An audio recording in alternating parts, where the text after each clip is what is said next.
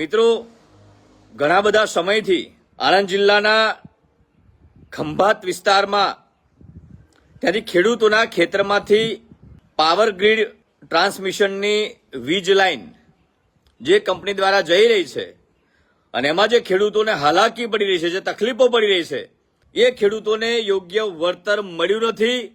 અને જે ખેડૂતોને વળતર મળ્યું છે કંઈ બોલતા નથી.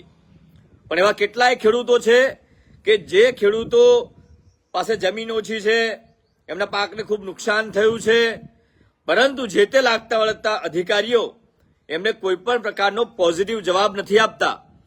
એ બાબતે અત્યારે યોગ્ય જાહેરાત કરવા માટે હું લાઈવ આવ્યો છું.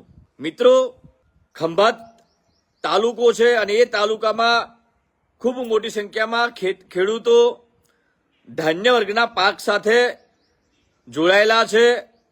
એ બાજુ કઠોળ વર્ગનો ધાન્ય વર્ગનો જે પાક છે, ચણા હોય, ઘઉં હોય, ડાંગર હોય, આ ખેડૂતો એ બાજુ એ પાક પર જ નિર્ભર છે. ત્યાં પાણીની પણ ખૂબ અછત છે. નહેરના પાણી જો કે આવે છે, પરંતુ ત્યાં એ ખેડૂતો અત્યારે પણ ત્યાં તમે જાઓ તો તમને એવું લાગે કે તમે કાઠિયાવાડમાં ગયા હોય એવો ત્યાંનો વિસ્તાર છે.